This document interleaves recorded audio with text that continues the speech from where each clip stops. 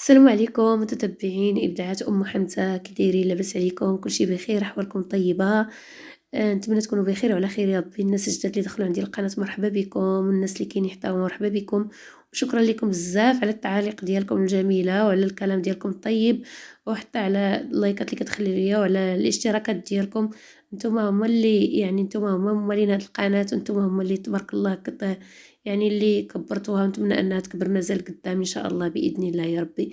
مرحبا بكم الناس الجداد، نتمنى انكم ما تبخلوش عليا، الله يجازيكم بخير بالاشتراك ديالكم. اليوم كما شفتوا اني جبت لكم واحد الوصفه ديال نزله البرد، ديال الزكام وديال السعال. بالضبط عرفتي داك السعال سبحان الله العظيم الا مشى تشد في الانسان ما كيبغيش يحيد. واليوم جبت لكم هذه الوصفه انا كنديرها الحمد لله من سنوات هذه وانا كنديرها، واليوم نتمنى من الله عز وجل انكم تستافدوا منها. وانا نيت مريضه كما سمعتوا الصوت ديالي شويه بالبرد، الحمد لله ضربني البرد هاد الايام، وحتى الوليدات ديالي مرض، وبغيت نديرها ونشتركها معكم من جديد. هي ديما عندي في الثلاجه وما كتخطانيش. تابعوا طريقه الوصفه وطريقه التحضير. إن مرحبا بكم. أعجبك الفيديو لا تنسى الإعجاب والاشتراك في القناة.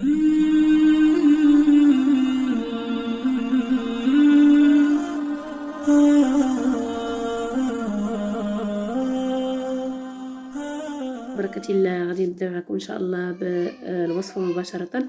كما شفتوا عندي هنايا كركوبه ديال الثومه، وهنايا عندي الشريحه اللي هي معروفه في المغرب بالشريحه، اللي هو التين، التين المجفف، الكرموس مجفف كما شفتوا. واحسن تاخذوا ديك البلديه، انا عندي هنايا البلديه اللي شفتوا، واحد الثومه، خذوا دوك البلديين الثومه الحمراء. عندي هنايا نص كاس ديال زيت الزيتون، زيت بلديه باقا جديده هذه، وحتى العسل ديال النحل، شي حاجه زوينه نقيه، خذوا شي حاجه طبيعيه من الاحسن. هاد الوصفه هذه اللي كنوريكم دابا في الاول، هذه مخصصه لصحاب السعال اللي عندهم السعال قوي وصدرهم عامر كيبغوا يخوون، لا بالنسبه للاطفال وحتى للناس الكبار يستعملوا هاد الوصفه هذه. راه شي حاجه تبارك الله قويه وكتخوي الصدر، وبارطاجيوها مع صحابكم. الله يجازيكم بخير، لعل وعسى نستافدوا، ولعل وعسى الله عز وجل ينزلها في ميزان حسناتنا يا ربي. المهم انا شديت كما شفتوا ديك الشريحه، نقيتها وغسلتها وصايبتها وقطعتها وحيت لها دوك العويدات ديالها. وعندي الثومه حتى هي كما شفتوا نقيتها، حيت لها داك الورق ديالها. وهذا ان شاء الله غادي نديرها في واحد الكسكاس وغنخليها تبخر مزيان حتى طيب. المهم خدات معايا واحد تقريبا 20 دقيقه اللي خدات معايا عاد طابت، خلاها تطيب مزيان باش تجيكم سهله في الاستعمال ديالها. المهم بعد ما طابت ليا كما شفتوا الشريحه والثومه، غادي نحطها تبرد واحد شويه، غنحطها تبرد واحد شويه، وغادي ان شاء الله نتوما كتشوفوها هي الشريحه راه الثومه طابت، الشريحه حتى هي راه طابت. غادي نخليها ان شاء الله حتى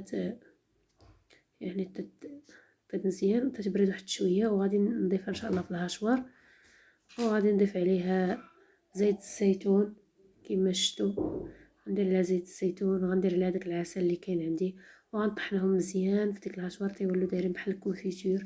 وبقاو تاخذوا منها واحد المعلقه في الصباح ومعلقه في العشيه. بالنسبه للاطفال الصغار اعطيهم معلقه ديال القهوه، معلقه ديال القهوه اللي تعطيهم في الصباح، ومعلقه في العشيه قبل النوم، قبل النوم بالليل قبل النوم. المهم هذا هو الكونفيتور ديالي اللي شفتوه هو، راه شي حاجه تبارك الله لذيذه، سبحان الله العظيم. وحتى اللي عنده الامساك راه كيحيد الامساك. هذه بالنسبه للناس اللي عندهم السعال. بالنسبه للناس اللي عندهم الزكام شديد، نزل عنده نزله برد، استعمل هذه الوصفه الثانيه. هذه راه شي حاجه تبارك الله قويه وما شاء الله. الوصفه كما شفتوا كتكون من المسمار اللي هو كما شفتوا القرنفل، وواحد شويه ديال حبوب الرشاد، شويه ديال الحبه السوداء، شويه ديال الزعتر، شويه ديال القرفه، وشويه ديال الخزامه، وواحد شويه ديال الشيح. هادو غتشدوهم ديروهم في شي طنجره ولا شي قاميله بحال هكا، وغتخلوهم يطبخوا مزيان. وحاولوا ديروا شي فوطه على راسكم بحال هكا، وعرقوا راسكم مزيان، داك البخار يطلع يستنشقوه.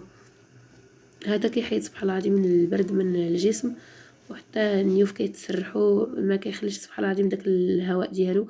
وننصحكم انكم الا استعملتوا هذه الوصفه هذه ما تخرجوش للبرد، يعني استعملوها وسيروا تغطاو، يعني تغطاو، يعني من الاحسن تستعملوها وتنعسوا ديريكت مباشره. المهم هذا هو الكونفيتير ديالي اللي شفتو، راني جبعته في هذه القرعه، وبغيت ننصحكم البنات والناس اللي كيسمعوا ليا كلهم ما تديروش وتخلوه على برا، يعني ديروه في الثلاجه، ومن بعد ان شاء الله يعني داكشي اللي بغيتو تاكلوه خرجوه قبل في شي كاس ولا هذا، وخلوه ياخذ حراره ديال المطبخ، وبقاو يعني تستعملوه هكاك. راه انا كيبقى عندي ديما في الثلاجه، ما كيخسر لي حتى شي حاجه. الا خليتو على برا حيت هو ما فيه لا مواد حافظه لا والو، يقدر يخسر لكم، يمكن لكم تدخلوه للثلاجه. تبارك الله شي حاجه لذيذه وزوينه ما شاء الله، وفي نفس الوقت راه كتنفع الجسم ديال الانسان، وفيه فوائد صحيه وبالنسبه لكم راه ما غاديش يضركم، بالعكس بينفعكم بزاف. راكم عارفين الفوائد اللي كاين في المكونات اللي فيه. ونتمنى ان لا فيديو هذا ينال الاعجاب ديالكم يا ربي، والله يسر لكم اموركم، واللي مريض الله يشافيه ويعافيه يا ربي، ودعيوا لي ان شاء الله يا ربي الله يسر لي حتى انا اموري، وبارطاجيو الله يجزيكم بخير مع صحابكم وحبابكم اللي عزيز عليكم، وبغيتو ان شاء الله يداوى من هذا البرد، من هذه النزلات ديال البرد اللي كاينين هذه الايام، بارطاجيو معاهم. السلام عليكم.